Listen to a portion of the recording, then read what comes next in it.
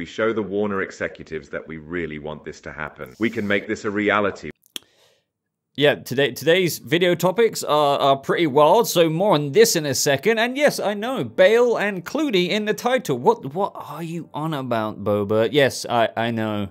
And for all I know, by the way, for all I know, I just want to put this out there right off the bat. James Gunn may have actually debunked this on Twitter by now, but I just, with all the you know, outrage, I suppose you could say, or attention that this is getting on the internet, I felt like I had to put my thoughts out there, regardless of if this is debunked or not, because it's too interesting to consider.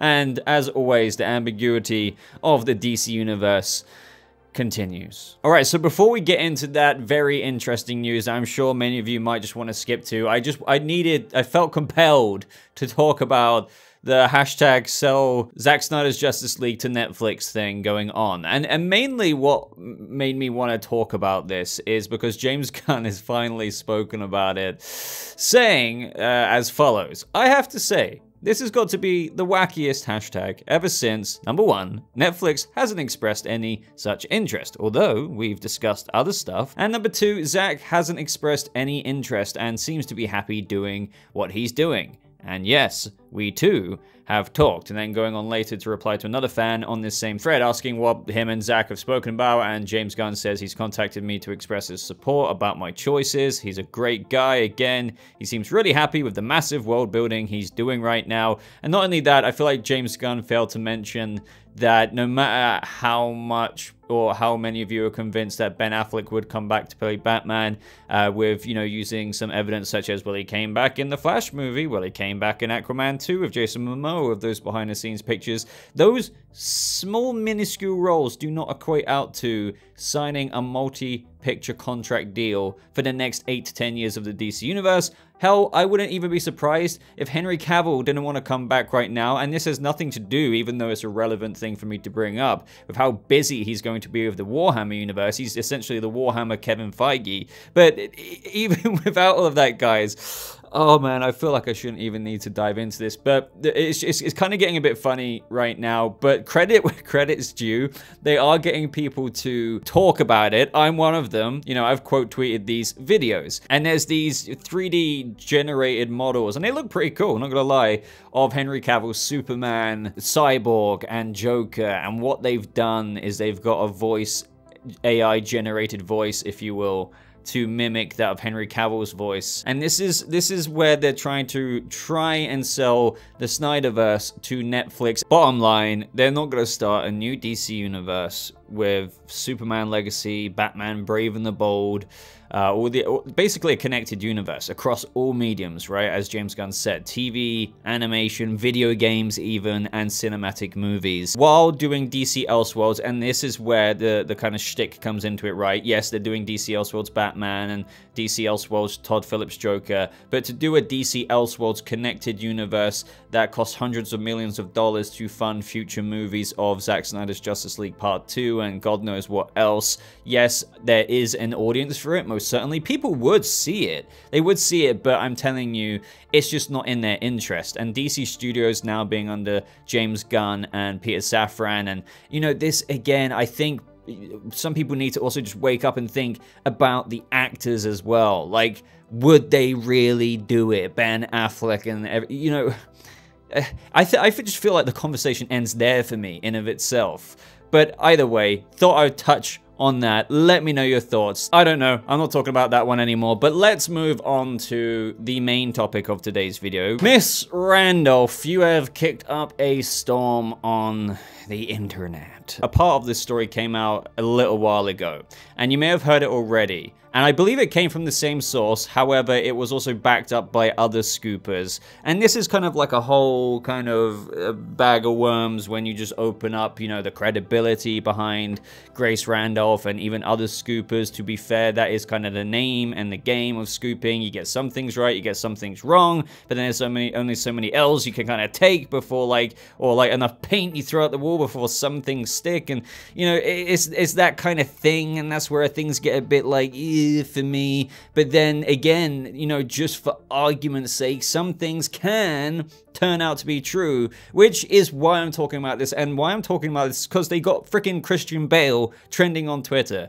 So the thing that came out a little while ago is that the ending of the Flash movie, and this makes perfect sense, it really does, given the context we have.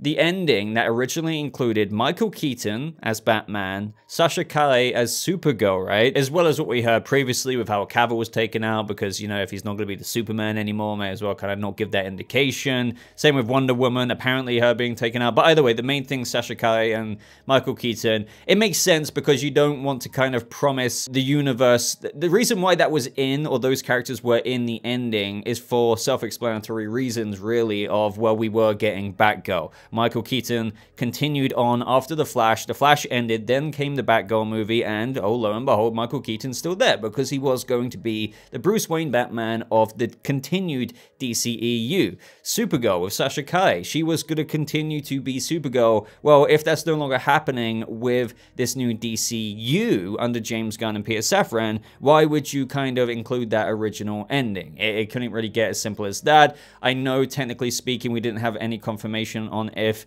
Sasha Calle would be the Supergirl Woman of Tomorrow, way down the DCU slate line, of which we had announced not so long ago now. It seems unlikely. I feel pretty bad there, to be honest, but hey, we're still going to see her as Supergirl in this universe before Barry tries to rectify everything by running back in time, and I guess instead of the original ending, which continued on the old regime's plans of the future DCEU, well, leadership change happened, new DCU trajectory, new announcements, and thus you change the ending a little bit through cutting some things out. But the news of today is that apparently what they are putting in that ending is a Batman from the past. And what is being indicated here by Grace Randolph, she tweeted out, I believe it was yesterday, "I hear that it's going to be a former Batman who cameos at the end of The Flash and could potentially stick around as the new permanent DCU Batman. Damian's dad, Pattinson, is still solo. I know who it is, but it would be uncool to reveal the whole thing." After this, you have comic book Twitter, and obviously it's a very engaged place where, you know, DC talk, and when there's scoops being planted like this, Bale got to one of the top trends in the United States, and this is ultimately why I'm talking about it. Because, let me put it this way, I wouldn't be remotely surprised if one of these three Batmen here that she's teasing is put into the ending of the Flash movie, you know, as a cameo. But that doesn't mean that they will be the DCU Batman. That's kind of where I'm looking at this all initially when I first saw it. I was like, why are we assuming this is the new DCU Batman? I guess the logic is, I guess towards the end of the movie, there's a Batman cameo like this. So considering the Flash resets the timeline, as James Gunn indicated, and literally said actually, into the new DCU, with Blue Beetle being that first movie, and then Aquaman 2. I suppose the conclusion is whatever Batman is the last to cameo is the new DCU Batman. I mean, I get that logic, and I really hope that's not the case. I just kind of view it that maybe when Barry's running back through the time stream to fix everything, the last Batman to cameo is either Bale or Val Kilmer, rather than those or one of them being left behind to be the father of Damian Wayne. Now, what a lot of people are saying, well, to be fair, we were all kind of racking our brains with, okay, if Bruce Wayne is going to have Damian Wayne in Brave and the Bold, how young did he have Damian Wayne, unbeknownst to him, obviously, with Talia? And the only theory that we could come up with here is that when Bruce left Gotham at 17 and he returns to Gotham to do Batman at 25, maybe he was training in the League of Assassins around 21-ish years old, had a young fling with Talia, and then, you know, 10 to 12 years goes by and he's still a relatively early 30s Batman in his prime. Because one thing we have to remember as well is James Gunn said that, yes, Superman is a young Superman, and Batman will be like a couple of years older than that. And that's me paraphrasing, but he did literally use the words couple of years. Now, I've always said, I'm sure he's understating that. A couple could still, I mean, it's meant to mean like 2-ish, but really it could mean like 4 to 6 years. And that would make sense because Superman could be like 27-ish, let's just say, for example's sake, in this new DCU, and Batman could be like 33, 34, you know, Damian 11 to 13 years old. I don't know, right? But if you're going by what Miss Randolph says here, apparently freaking Clooney could be the new Batman, Christian Bale. Now let's get into this whole side of things, and I really don't think it's Val Kilmer. I don't really see the point, let's just entertain this, of having the new DCU Batman in The Brave and the Bold as a much older Batman. And this even includes Bale, by the way. Yes, I know before, let me just say it, I know some of you, maybe quite a few of you, love the idea of Bale returning. I have reservations about that. If you're doing a new DCU Batman, before I get into my opinions on, let's just assume it was Bale or whatever, I want a new one. Like, if you're doing a new Batman, just give us a new casting of a Batman in Brave and the Bold. Have him only a few years older than Superman. We understand that Superman could be 25 to 29. Have Bruce 33 to 37 max, right? So with that being said, even though, again, I don't mind the Flash cameos. If one of these guys cameoed in the movie at the end, freaking awesome. Hey, why not? The multiverse. I understand the multiverse. Even, and I will talk about really should you like go into the Nolan verse and borrow Bale from that. I have reservations about that, but even if you brought Bale over just for the sake of it, kind of thing like that, or even if it was a different multiverse version than that of the Nolan Bale Batman, but still it's Bale, that would be fun to see for a minute, right? But to bring in an older Batman in this new DCU, one, let's just say George Clooney, 61 years old, before we even get to Brave and the Bold. Don't forget that Superman Legacy is coming out in 2025. Brave and the Bold is not coming out in 2025, so he's going to be older than 61. Christian Bale, 49 years old currently. And I'm not saying these guys are like old men, but to give you context, Christian Bale could be 52 to 53, or give or take, by the time the slate gets to the point of Batman Brave and the Bold releasing in the DCU. Don't forget as well, by the time that happens, this is an 8 to 10 year plan.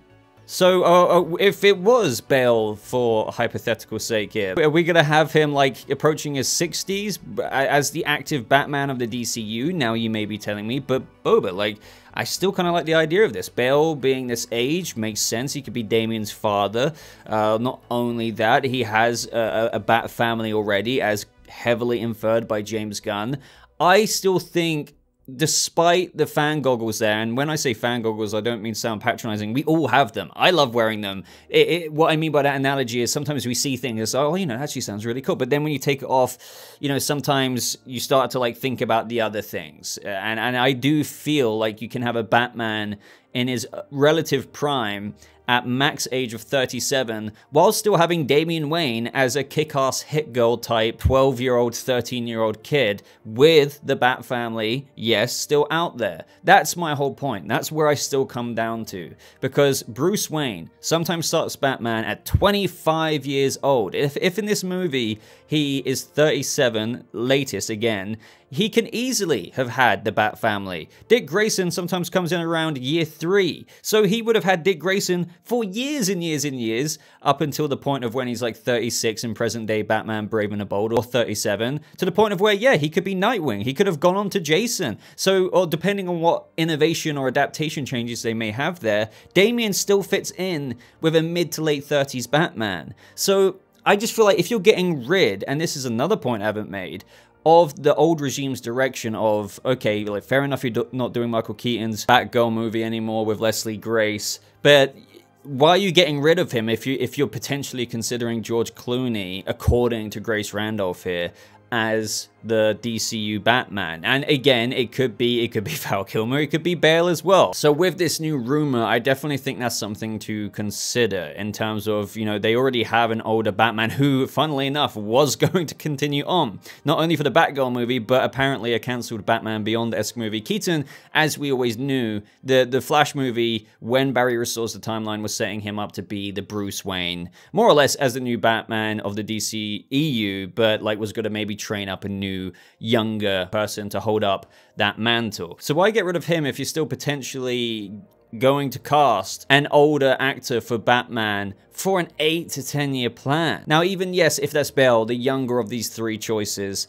I circle back to what I said. You may as well cast a younger Batman, go very comic accurate, have his history of been leaving Gotham at 17, returning back for Batman Year 1 at 25. That means by the time he's freaking 36, 37. That would have been 11 years of adept Batman experience, perfect, believable Bat family construction by that point. It just makes sense. If you're casting a new actor for Superman Legacy, and I think most of us agree by now, if you're recasting Superman and technically Batman here with what we're talking about, even if it is bringing in an older actor, you may as well do Wonder Woman. So if you're doing that, you may as well bring in a new actor for Batman as well. It works with the way I literally just aforementioned in that example. Why bring in a face of old? And this is the thing as well. I'm not saying that you can't do this because it is a multiverse, but there's something that rubs me the wrong way about bringing in Bale's Batman. And I love Bale's Batman, by the way. I love all Batman iterations for their own little avenue that they've gone down. But I don't know. This one wouldn't really be the Bale Batman because he never had Damian. No matter what you try and fit in there, Talia couldn't have really got pregnant. I guess it would have to have been a multiverse version of Bale, but then it's just like, well, if you're not really doing Nolan's Bale, if you're going to bring him in as Damian's father, and it would just be weird imagining Bale's Batman with a Bat family. Again, I need to remind myself, I guess this wouldn't be the Nolan version of Bale, but a multiverse version of the Nolan Bale that had a Bat family. But I just don't know if I could imagine it. And one thing I'll say as well is that is irrelevant because when they're shooting it, if they have a good script, they can make it work. Christian Bale's a great actor. But, oh man, I digress. This rumor, I really hope James Gunn, or maybe by the time I've posted this, has said something about it. And this is another thing that people are using to potentially validate the rumor or the scoop that Grace is claiming here, because James Gunn has been active on Twitter and he would have been getting pinged about this, and when he does, he usually responds, and he hasn't said anything. Now, I have a little bit of a defensive theory with regards to maybe it's because one of these three actors, whether it's Clooney or Bale, is actually being filmed, you know, or cameoing at the end of the Flash movie, and he doesn't really want to give that away, because you could say that, once again, a rumor has basically led him to give away a nice surprise of, oh, did you know that Batman, or should I say Bale's Batman, is turning up at the end of the movie, or Clooney's? But he could also add on to that, but they're not the new Batman of the DCU. But great thing again, internet, I had to kind of give this away to kind of calm you all down with regards to me having to tell you that no, just because a cool cameo is happening at the end of the movie doesn't mean that they're the new Batman of the DCU. Or, yes, the other option is that he's not saying anything because not only are they cameoing at the end of the movie, one of them, Val Kilmer, Clooney, or Bale, but they are being kept around because they appear as their cameo role after Barry has reset the timeline and it's already in DCU mode. And somewhat of the suspicious thing is, going back to it again, James Gunn would have already tweeted about this, but again, maybe he just doesn't want to confirm the special cameo that he's organizing, even though they might not appear in the DCU. However, maybe they could, and that's why he's not saying anything at all. That's, I think, one of the things about James Gunn replying all the time. If there's something that leaks that could be credible, yet he's talking about all the other things, and the one thing that most people are talking about, he doesn't reply to, that is a bit kind of sussy, a little bit. In conclusion here, yes, despite how much I love Nolan's Batman, despite how cool it would be to see even George Clooney, believe it or not. And yes, obviously it'd be a different multiverse version than his cheesy version. I shouldn't have to state that. And he could be a good father to Damian in that iteration. And the age of these actors, by the way, Christian Bale being 49, but maybe like 53, 54 by the time Brave and the Bold is happening, I don't know. It is still a cool kind of vision to have, seeing that Batman in the DCU, in the Brave and the Bold movie, with a younger Damian Wayne, with an established Bat family. As I always say, this universe, this new DCU is hitting the ground running. I get that, and it would be cool. In a way, I do see it.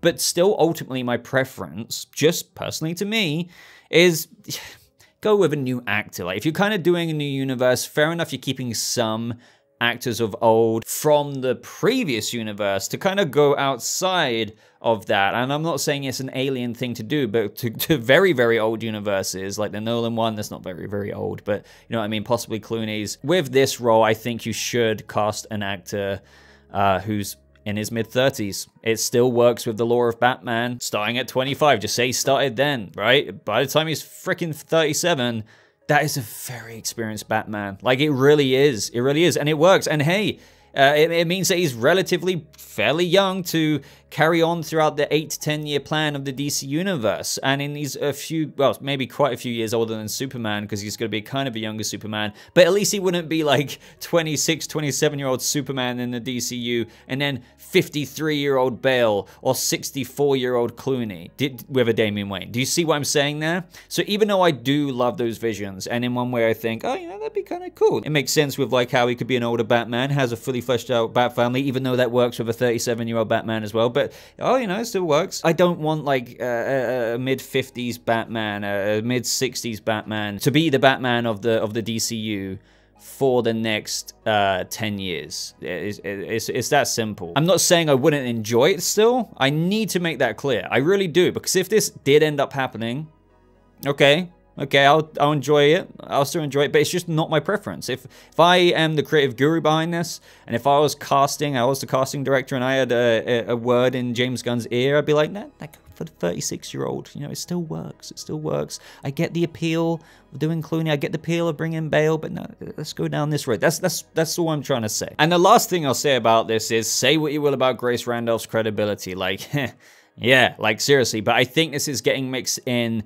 with some of the more believable, legit sounding news of and multiple scoopers kind of backing this one up with how the roles at the end of the Flash movie have been cut out. So that's one that is perfectly believable and is being verified in a few other places here and there, and makes sense because of obviously we're getting a new DCU, so why would you set up those characters as if they're continuing on? It's just now that this new scoop of like, oh, they're bringing in an old Batman who could be the DCU Batman and the father to Damian Wayne.